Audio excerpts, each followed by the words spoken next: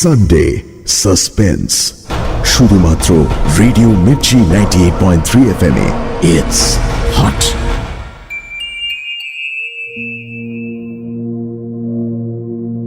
বাংলা সাহিত্যের রোমাঞ্চকর কিছু গল্প দিয়ে সাজানো আমাদের এই বিশেষ নিবেদন সানডে সাসপেন্স চলছে কবিপক্ষ। সেই উপলক্ষে সানডে সাসপেন্সে আমাদের নিবেদন গল্পগুচ্ছের একটি গল্পের বেতার রূপ মণিহারা। বাংলা ছোট গল্পের জন্ম রবীন্দ্রনাথের হাত দিয়ে। তাঁর রচিত ছোট গল্পের সঙ্গে বিশ্ব সাহিত্যে এডগার অ্যালান পো, আন্তন চেকভ বা গায়ে দে মপাসার মতো লেখকদের রচনার তুলনা করা হয়। গল্পটি কবিগুরু লেখেন অগ্রহায়ণ ১৩০৫ বঙ্গাব্দে অর্থাৎ ১৮৯৮ খ্রিস্টাব্দে। মণিহারা ১৯৬১ সালে নির্মিত সত্যজিৎ রায়ের ৩ কন্যার এক কন্যা। রেডিও মির্চির সব শ্রোতাদের কথা চিন্তা করে লেখার ভাষাটিকে আমরা কিছুটা সহজ ও চলিত করে নিয়েছি। প্রধান চরিত্রে স্কুল মাস্টার, ফণীভূষণ, মধুসূদন এবং মণিমালিকা। গল্প পাঠে মীর, মণিমালিকার চরিত্রে ইন্দ্রাণী, গল্পের সূত্রধার দীপ। শুরু হচ্ছে মণিহারা।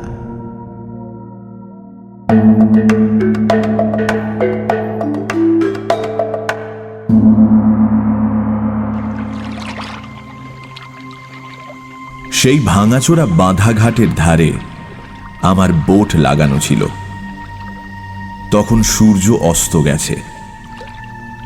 বোটের ছাদের উপরে মাঝি নমাজ পড়ছে। স্থির রেখাহীন নদীর জলের ওপর একের পর এক রঙের খেলা চলছে। জানলা ভাঙা, বারান্দা ঝুলে পড়া মস্ত বাড়িটার সামনে ঘাটের ওপর আমি একা বসে। এমন সময় হঠাৎ মাথা থেকে পা পর্যন্ত চমকে উঠে শুনলাম, মশায়ের কোত্থেকে আসা হচ্ছে। দেখলাম ভদ্রলোকটি অত্যন্ত রোগা, তেলচিটে ময়লা পোশাক পরিহিত, যেন কর্মক্ষেত্র থেকে কিছুক্ষণ আগেই ফিরেছেন এবং যে সময় জলখাবার খাওয়া উচিত সে সময় হতভাগা নদী তীরে সন্ধ্যের হাওয়া খেতে এসেছেন। অপরিচিত ভদ্রলোকটি পাশের সিঁড়িতে এসে বসলেন। আমি বললাম, আমি রাঁচি থেকে আসছি। ও, কি করা হয়? ব্যবসা করি। কিসের ব্যবসা?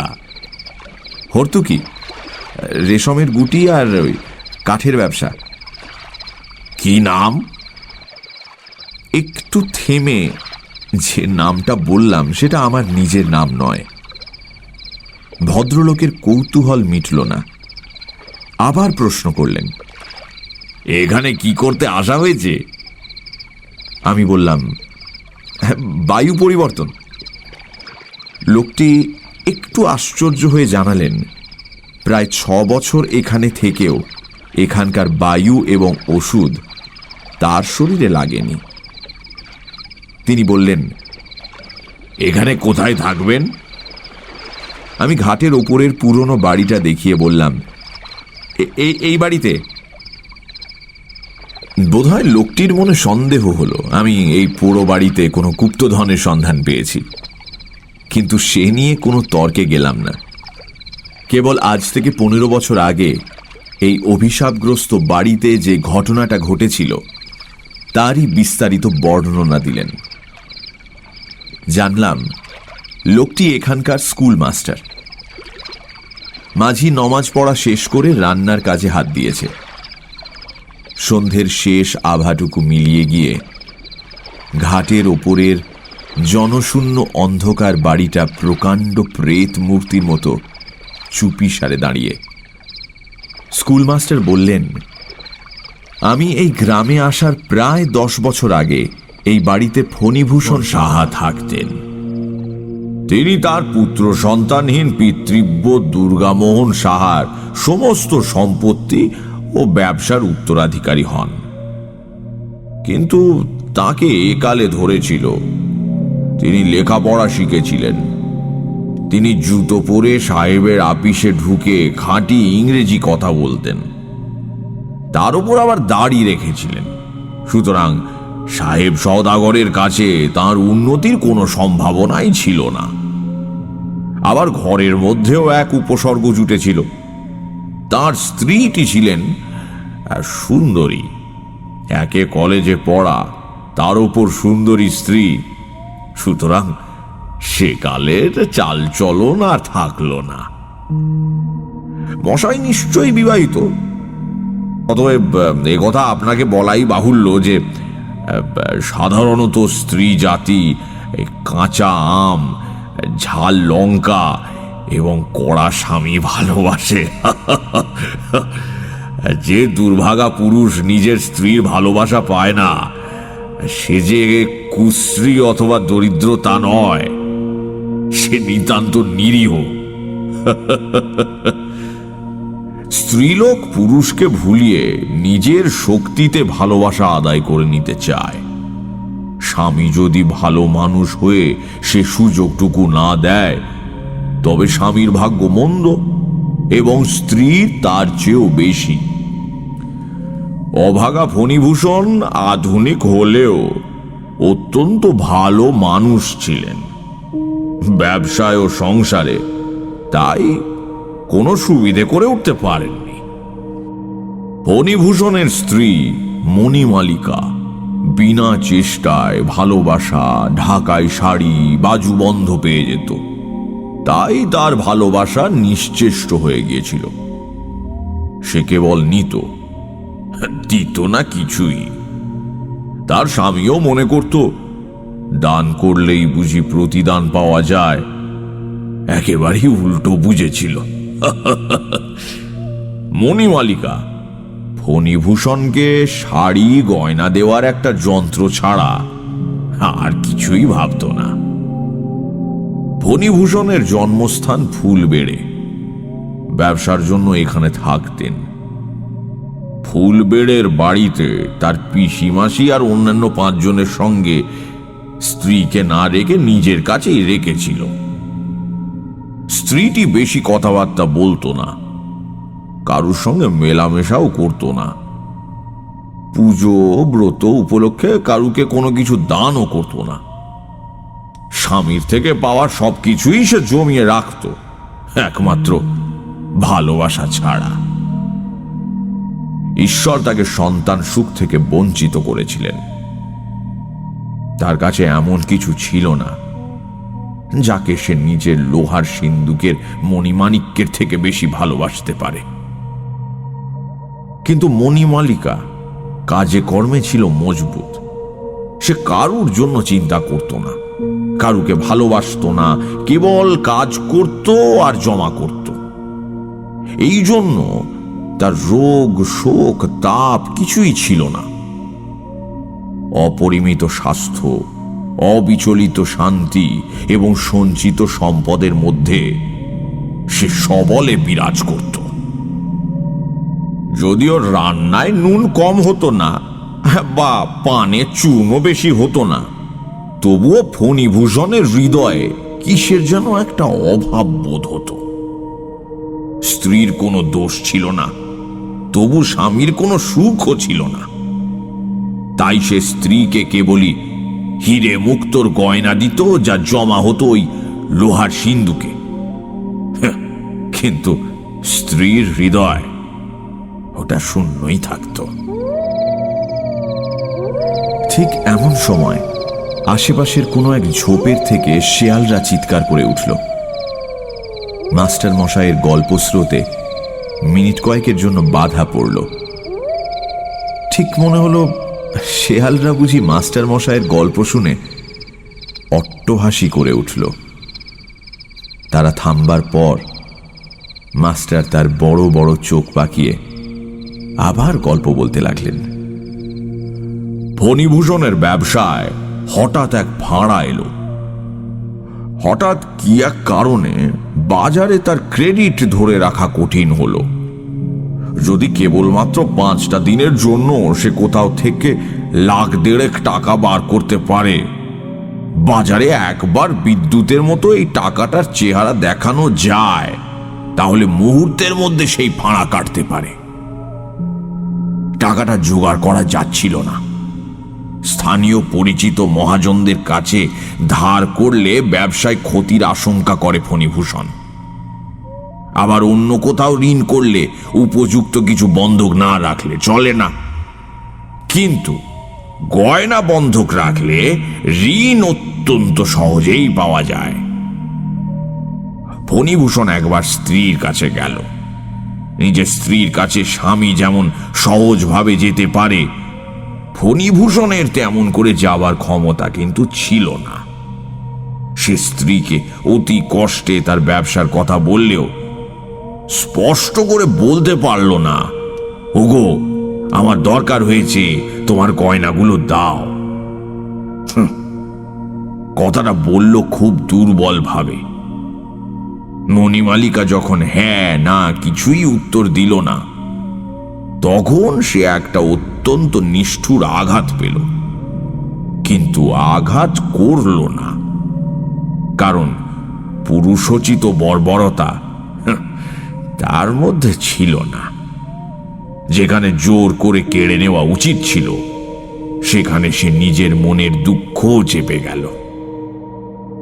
যাই হোক, স্ত্রীর গয়না স্পর্শ না করে ফণিভূষণ অন্য উপায়ে অর্থ সংগ্রহের জন্য কলকাতায় চলে গেল। সংসারে সাধারণত স্ত্রীকে স্বামী যতটা চেনে, স্ত্রী স্বামীকে তার চেয়ে অনেক বেশি চেনে। কিন্তু ফণিভূষণকে তার স্ত্রী ঠিক বুঝত না। সুতরাং মণিমালিকা পরামর্শের জন্য তার মন্ত্রীকে ডাকল। গ্রাম সম্পর্কে অথবা দুঃসম্পর্কে মণিমালিকার এক ভাই মধুসূদন ফণিভূষণের কুঠিতে গোমস্তার অধীনে কাজ করত। তার এমন স্বভাব ছিল না যে কাজের দ্বারা উন্নতি লাভ করবে। আত্মীয়তার জোরে বেতন এবং বেতনেরও বেশি কিছু আদায় করে নিত। মণিমালিকা তাকে ডেকে সব কথা বলল এবং কি করবে সে বিষয়ে পরামর্শ চাইল। সে অত্যন্ত বুদ্ধিমানের মতো মাথা নেড়ে বলল, বাবু কখনোই টাকা জোগাড় করতে পারবেন না, শেষে তোমার এই গয়নাতেই টান পড়বে। মণিমালিকার দুশ্চিন্তা বেড়ে গেল। সংসারে তার সন্তান নেই, স্বামী থাকলেও তার অস্তিত্ব সে অন্তরে অনুভব করে না।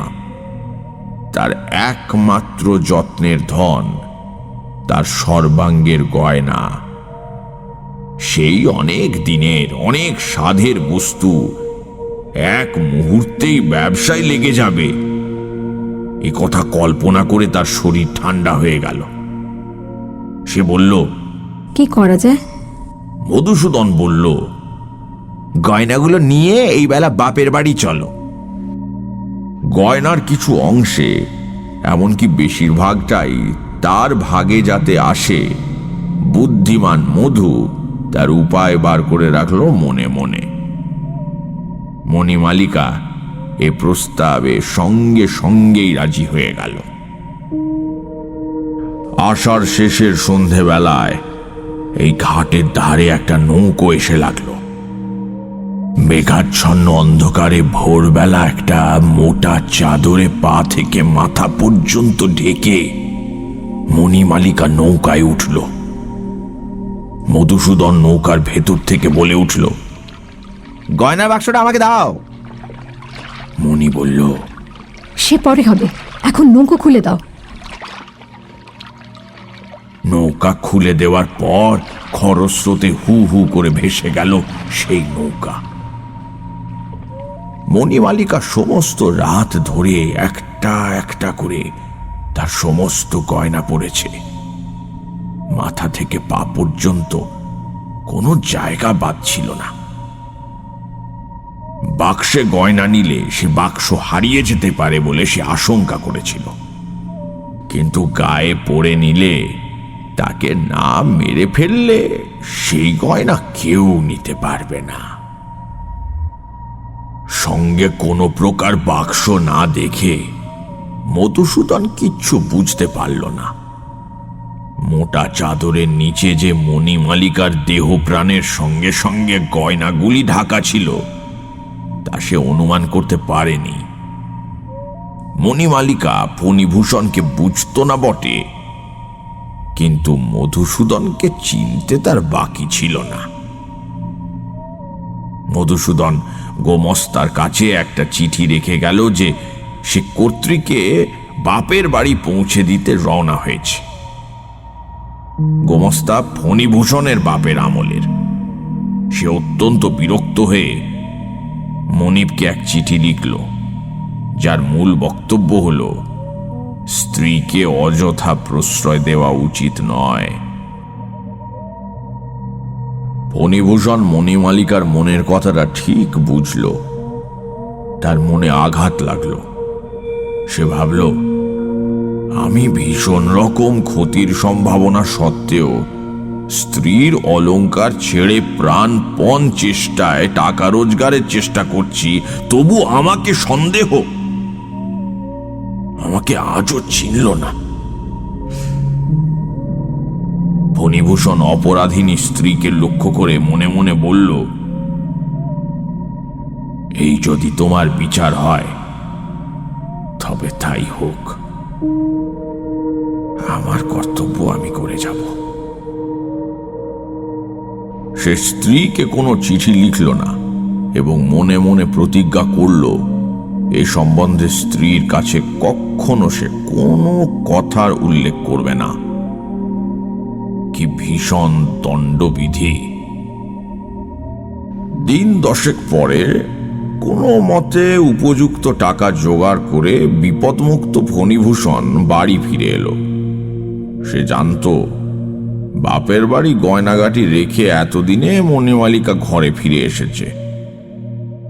সেদিনকার দিন প্রার্থীভাব ত্যাগ করে কৃতকার্য কৃতি পুরুষ স্ত্রীকে দেখা দিলে মণি যে লজ্জিত হবে এ কথা ভাবতে ভাবতে ফণিভূষণ অন্তঃপুরে শোবার ঘরের দরজার কাছে এলো।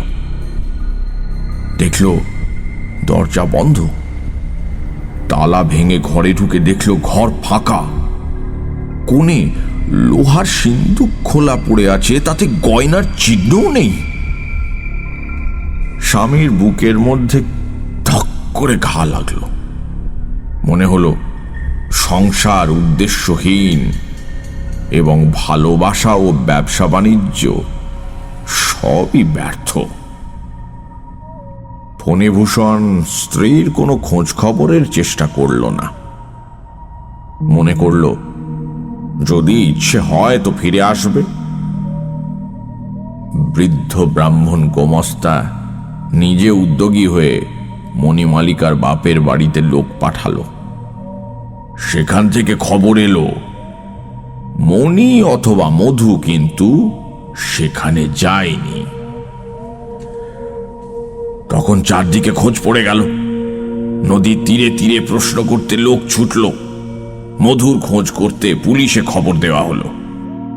কোন নৌকা, নৌকার মাঝিকে, কোন পথে তারা কোথায় চলে গেল তার কোনো খবর পাওয়া গেল না। সব রকম আশা ছেড়ে দিয়ে একদিন সন্ধেবেলা ফণিভূষণ তার অনেক দিনের অব্যবহৃত শোবার ঘরে ঢুকল। সেদিন জন্মাষ্টমী। সকাল থেকে অবিরাম বৃষ্টি পড়ছে। উৎসবের জন্য গ্রামের মাঠে একটা মেলা বসে, সেখানে 8 চালার মধ্যে বারোয়ারির যাত্রা শুরু হয়েছে। মুষল ধারায় বৃষ্টিপাতের শব্দের মধ্যেও যাত্রার গানের সুর অল্প অল্প শোনা যাচ্ছে। ওই যে জানলার উপরে আলগা হয়ে যাওয়া দরজাটা ঝুলে পড়েছে, ওখানে ফণিভূষণ অন্ধকারে একলা বসেছিল। বাদলার হাওয়া, বৃষ্টির ছাঁট এবং যাত্রার গান ঘরের মধ্যে প্রবেশ করেছিল। কোনো খেয়ালই ছিল না। ঘরের দেয়ালে লক্ষ্মী সরস্বতীর একজোড়া ছবি টাঙানো। আলনার উপরে একটা গামছা আর তোয়ালে, একটা চুড়ি পেড়ে ও একটা ডুরে শাড়ি খানিকক্ষণ আগেই যেন ব্যবহার করা হয়েছে এমন ভাবে ঝোলানো আছে। ঘরের কোণে টেবিলের উপর পেতলের কৌটোয় মণিমালিকার নিজের হাতে তৈরি কয়েকটা পান শুকিয়ে পড়ে আছে। কাচের আলমারির মধ্যে তার ছোটবেলার চীনের পুতুল, সেন্টের শিশি, রঙিন কাচের ডিক্যান্টার, শৌখিন তাস, সমুদ্রের বড় বড় কড়ি, এমনকি শূন্য সাবানের বাক্সগুলো পর্যন্ত অত্যন্ত পরিপাটি করে সাজানো। যে খুবই ছোট গোল মতন শখের কেরোসিন ল্যাম্প সে নিজে প্রতিদিন জ্বালিয়ে ওই কুলুঙ্গির ওপর রাখত, সেখানে সেই নিভে যাওয়া এবং ময়লা হয়ে যাওয়া ল্যাম্পটা পড়ে আছে। কেবল সেই ছোট্ট ল্যাম্পটাই এই শোবার ঘরে মণিমালিকার শেষ মুহূর্তের নীরব সাক্ষী। সমস্ত শূন্য করে যে চলে যায়, সেও এত চিহ্ন, এত ইতিহাস, সমস্ত জড় বস্তুর উপর নিজের সজীব হৃদয়ের এত স্নেহ স্বাক্ষর রেখে যায়। এসো মণিমালিকা, এসো, তোমার দীপটা তুমি জ্বালাও, তোমার ঘর তুমি আলো করো, আয়নার সামনে দাঁড়িয়ে তোমার যত্নে কুচিয়ে রাখা শাড়িটা তুমি পরো, তোমার জিনিসগুলো তোমার জন্য অপেক্ষা করছে। তোমার থেকে কেউ কিচ্ছু চায় না, কেবল তুমি এসো তোমার অমলিন সৌন্দর্য নিয়ে। চারিদিকের এই সব জড় বস্তুকে আবার জীবন্ত করে তোলো।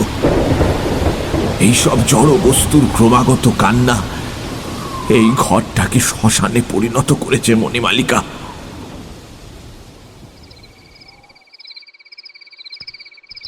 গভীর রাতে কখন এক সময় বৃষ্টির ধারা এবং যাত্রার গান থেমে গেছে।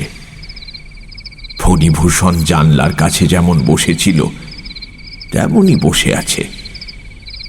জানলার বাইরে এমন একটা গাঢ় নিশ্ছিদ্র অন্ধকার যে তার মনে হচ্ছিল যেন সামনে জমালয়ের একটা আকাশ ছোঁয়া সিংহদ্বার, যেন এখানে দাঁড়িয়ে কেঁদে ডাকলে চিরকালের জন্য হারিয়ে যাওয়া জিনিস কিছুক্ষণের মতো একবার দেখা দিলেও দিতে পারে। এমন সময় একটা ঠক ঠক শব্দের সঙ্গে সঙ্গে গয়নার ঝমঝম শব্দ শোনা গেল। ঠিক যেন মনে হলো শব্দটা নদীর ঘাটের ওপর থেকে উঠে আসছে। তখন নদীর জল এবং রাতের অন্ধকার এক হয়ে মিশে গেছিল। আনন্দিত ফণিভূষণ উৎসুক দু চোখ দিয়ে অন্ধকার ঠেলে ঠেলে ফুঁড়ে ফুঁড়ে দেখতে চেষ্টা করল। আনন্দে ভরা হৃদয় এবং ব্যস্ত চোখ ব্যথায় ভরে উঠল। তবুও কিছুই দেখা গেল না। দেখার চেষ্টা যতই বাড়ে, অন্ধকার যেন ততই ঘন হয়ে আসে। শব্দটা ধীরে ধীরে ঘাটের উপরের সিঁড়ি ছাড়িয়ে বাড়ির দিকে এগোতে লাগলো। বাড়ির সামনে এসে থামল।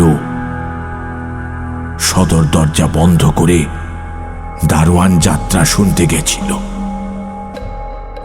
তখন সেই বন্ধ দরজায় ঠক ঠক ঝমঝম করে ঘা পড়তে লাগলো, যেন গয়নার সাথে সাথে একটা শক্ত জিনিস দরজায় এসে পড়ছে। ফণিভূষণ আর থাকতে পারল না। একের পর এক ঘর পেরিয়ে অন্ধকার সিঁড়ি দিয়ে নেমে বন্ধ দরজার সামনে এসে দাঁড়ালো। দরজা বাইরে থেকে তালা বন্ধ ছিল। ফণিভূষণ প্রাণপণে দু হাতে সেই দরজা নাড়া দিতেই সে ধাক্কা এবং তার শব্দে চমকে জেগে উঠল। দেখল সে ঘুমন্ত অবস্থায় উপর থেকে নিচে নেমে এসেছে। তার সারা শরীর ঘামে ভিজে গেছে, হাত পা বরফের মতো ঠান্ডা এবং হৃৎপিণ্ড খুব জোরে জোরে উঠছে নামছে।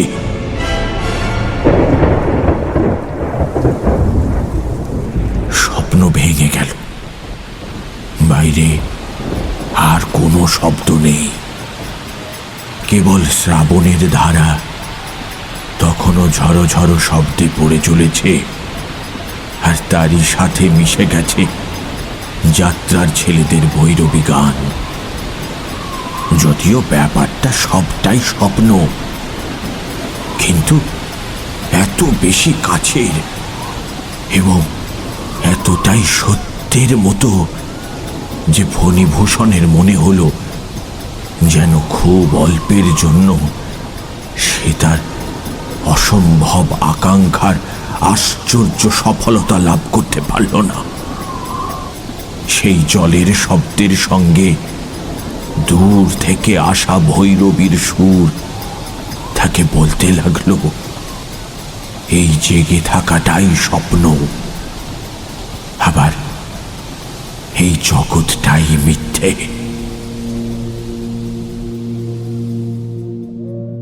তারপরের দিনও যাত্রা ছিল এবং দারোয়ানের ছুটি ছিল। ফণিভূষণ হুকুম দিল আজ সমস্ত রাত যেন সদর দরজা খোলা থাকে। দারোয়ান বলল, মেলার জন্য নানা দেশ থেকে নানা প্রকার লোক এসেছে, দরজা খোলা রাখতে সাহস হয় না। ফণিভূষণ সে কথা মানল না। দারোয়ান বলল, তবে আমি সারা রাত পাহারা দেব। ফণিভূষণ বলল, সে হবে না, তোমাকে যাত্রা শুনতে যেতেই হবে। দারোয়ান আশ্চর্য হয়ে গেল। পরদিন সন্ধেবেলায় প্রদীপ নিভিয়ে ফণিভূষণ তার শোবার ঘরের সেই জানলায় এসে বসল। আকাশে মেঘ এবং চারদিকে কোনো এক অজানা নিস্তব্ধতা। ভেকের এক টানা চিৎকার এবং যাত্রার গানের আওয়াজ সেই নিস্তব্ধতা ভাঙতে পারেনি। কেবল তার মধ্যে একটা অসঙ্গত অদ্ভুত রসের সঞ্চার করেছিল। অনেক রাতে এক সময় ভেক এবং ঝিঝি এবং যাত্রার দলের ছেলেরা চুপ করে গেল এবং রাতের অন্ধকারের উপর আরো একটা কিসের অন্ধকার এসে পড়ল। বোঝা গেল এইবার সময় এসেছে। আগের দিনের মতো নদীর ঘাটে একটা ঠক ঠক এবং ঝমঝম শব্দ উঠল, কিন্তু ফণিভূষণ সেদিকে তাকালো না। তার ভয় হল পাছে তার সব চেষ্টা ব্যর্থ হয়ে যায়, পাছে তার অতি আগ্রহ তার ইন্দ্রিয়কে দুর্বল করে দেয়। সে কাঠের মূর্তির মতো শক্ত হয়ে স্থির হয়ে বসে রইল। সেই শব্দ আজ ঘাট থেকে ধীরে ধীরে এগিয়ে এসে খোলা দরজা পেরিয়ে ভেতরে ঢুকল। শোনা গেল অন্দরমহলের গোল সিঁড়ি দিয়ে ঘুরতে ঘুরতে শব্দ উপরে উঠছে। ফণিভূষণ আর শান্ত থাকতে পারল না। বুক ধড়ফড় করতে লাগলো এবং এবং নিঃশ্বাস বন্ধ হয়ে এলো। গোল সিঁড়ি দিয়ে সেই শব্দ বারান্দা হয়ে ঘরের দিকে এগোতে লাগলো। অবশেষে ঠিক সেই শোবার ঘরের দরজার কাছে এসে খটখট আর ঝমঝম থেমে গেল। কেবল চৌকাঠটা পেরুলেই হয়। ফণিভূষণ আর থাকতে পারল না। তার রুদ্ধ আবেগ এক মুহূর্তে প্রবল বেগে উচ্ছ্বসিত হয়ে উঠল। সে বিদ্যুৎ বেগে চৌকি থেকে উঠে কেঁদে চিৎকার করে উঠল, মনি! অমনি সচকিত হয়ে জেগে দেখল তার সেই ব্যাকুল চিৎকারে ঘরের শাসিগুলো পর্যন্ত কেঁপে উঠেছে। বাইরে সেই ভেকের কলরব এবং যাত্রার ছেলেদের গান হয়ে চলেছে। ফণিভূষণ নিজের কপালে জোরে আঘাত করল। পরের দিন মেলা ভেঙে গেছে। দোকানি এবং যাত্রার দল চলে গেল। ফণিভূষণ হুকুম দিল সেদিন সন্ধ্যের পর তার বাড়িতে সে নিজে ছাড়া আর কেউ থাকবে না। চাকরেরা মনে করল বাবু তান্ত্রিক মতে কোনো এক সাধনায় নিযুক্ত আছেন। ফণিভূষণ সারা দিন উপোস করে রইল। জনহীন বাড়িতে সন্ধেবেলা ফণিভূষণ জানলার নিচে এসে বসল। সেদিন আকাশে মেঘ ছিল না, নক্ষত্রেরা অত্যন্ত উজ্জ্বল দেখাচ্ছিল। কৃষ্ণপক্ষ, দশমীর চাঁদ উঠতে বেশ দেরি। মেলা উঠে যাওয়ায় নদীতে কোনো নৌকো ছিল না এবং উৎসব জাগা ক্লান্ত গ্রাম দু রাত জাগার পর আজ গভীরভাবে ঘুমিয়ে আছে। ফণিভূষণ একটা চৌকিতে বসে চৌকির ওপর মাথা রেখে তারা দেখছিল আর ভাবছিল, একদিন যখন তার বয়স ছিল 19, যখন কলকাতার কলেজে পড়ত, যখন সন্ধেবেলা গোলদিঘির ঘাসের ওপর চিত হয়ে হাতের ওপর মাথা রেখে ওই তারাগুলোর দিকে তাকিয়ে থাকত এবং মনে পড়ত তার শ্বশুর বাড়ির এক একাকী ঘরে 14 বছরের মনির সেই উজ্জ্বল কাঁচা মুখখানি। তখনকার সেই বিরহ কি যে মধুর লাগত তা বলার নয়। দেখতে দেখতে তারারা সব সরে গেল। আকাশ থেকে একটা অন্ধকার নেমে এলো এবং পৃথিবী থেকে একটা অন্ধকার উঠে চোখের ওপরে ও নিচে পাতার মতো এক হয়ে এসে মিলিত হলো। আজ ফণিভূষণের মন শান্ত ছিল। সে নিশ্চিত ছিল আজ তার চেষ্টা সফল হবে। আগের রাতের মতো সেই শব্দ নদীর জলের মধ্যে থেকে ঘাটের সিঁড়ির উপর উঠল। ফণিভূষণ দু চোখ বন্ধ করে স্থির হয়ে ধ্যানাসনে বসল। শব্দ দারোয়ানবিহীন সদর পেরিয়ে জনহীন অন্তঃপুরের গোল সিঁড়ির মধ্যে দিয়ে ঘুরে ঘুরে উঠতে লাগল। শব্দ লম্বা বারান্দা পেরিয়ে শোভার ঘরের দরজার কাছে এসে খানিকক্ষণের জন্য থামল। ফণিভূষণের হৃদয় ব্যাকুল এবং সর্বাঙ্গ কণ্টকিত হয়ে উঠল। কিন্তু আজ সে চোখ খুলল না। আলনায় যেখানে শাড়ি কোঁচানো আছে, কুলুঙ্গিতে যেখানে কেরোসিনের ল্যাম্পটা আছে, টেবিলের ধারে যেখানে পানের বাঁটায় শুকনো পান এবং সেই সব বিচিত্র জিনিসে ভর্তি আলমারির কাছে প্রত্যেক জায়গায় একবার একবার করে দাঁড়িয়ে শেষে শব্দটা ফণিভূষণের একেবারে কাছে এসে থামল। তখন ফণিভূষণ চোখ মেলল এবং দেখল ঘরে নবদিত দশমীর চাঁদের আলো এসে পড়েছে এবং তার চৌকির ঠিক সামনে একটা কঙ্কাল।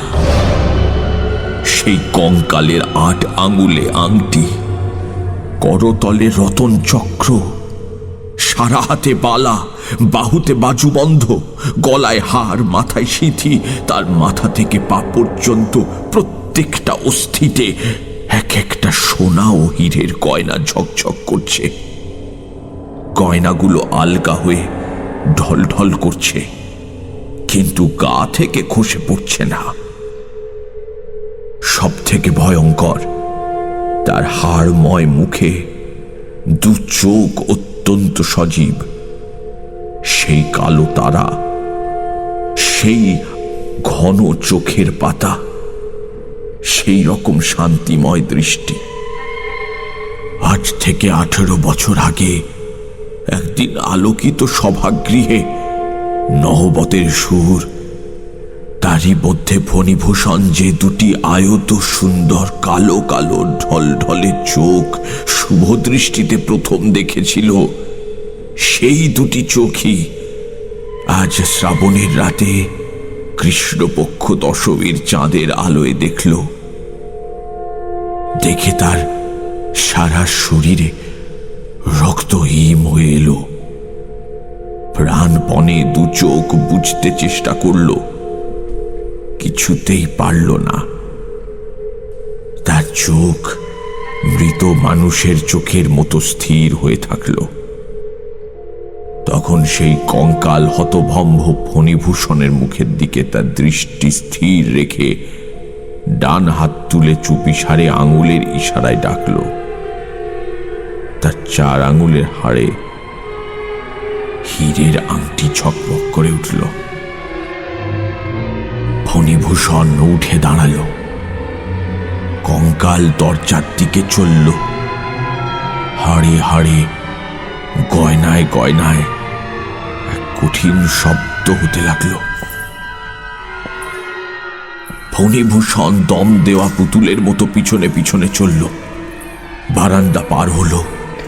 ঘন অন্ধকার গোল সিঁড়ি ঘুরে ঘুরে খটখট ঠক ঠক ঝমঝম করতে করতে নিচে নামল। নিচের বারান্দা পেরিয়ে জনশূন্য আলোবিহীন ফটকে ঢুকল। অবশেষে ফটক পার হয়ে ইটের খোয়া দেওয়া বাগানের রাস্তায় বেরিয়ে এলো। খোয়ার ওপর হাড় পড়ে কড়কড় করতে লাগলো। সেখানে জ্যোৎস্নার আলো ভালোভাবে এসে পড়ছিল না। সেই বর্ষার গন্ধ মাখা অন্ধকার ছায়া পথে জোনাকির ঝাঁকের মধ্যে দিয়ে দুজনে নদীর ঘাটে এসে উপস্থিত হল। ঘাটের যে ধাপ বেয়ে শব্দ ওপরে উঠেছিল, সেই ধাপ দিয়ে গয়নায় আবৃত কঙ্কাল তার ধীর স্থির গতিতে কঠিন শব্দ করে এক পা নামতে লাগলো। ভরা বর্ষার নদী, প্রচন্ড স্রোত, জলের ওপর জ্যোৎস্নার ছবি পড়ে ঝিকঝিক করছে। কঙ্কাল নদীতে নামলো। পিছনে পিছনে আসা ফণিভূষণও জলে পা দিল। জল স্পর্শ করা মাত্রই ফণিভূষণের তন্দ্রা কেটে গেল। সামনে আর তার পথপ্রদর্শক নেই। কেবল নদীর ওপারে গাছগুলো চুপচাপ দাঁড়িয়ে, আর তার মাথার ওপরে আধখানা চাঁদ অবাক হয়ে তার দিকে তাকিয়ে আছে। মাথা থেকে পা পর্যন্ত বারবার চমকে চমকে উঠে টলমল পায়ে ফণিভূষণ স্রোতের মধ্যে পড়ে গেল। যদিও সাঁতার জানত, কিন্তু স্নায়ু তার বশ মানল না। স্বপ্নের মধ্যে থেকে কেবল ক্ষণিকের জন্য জেগে উঠেই আবার চিরনিদ্রার মধ্যে তলিয়ে গেল।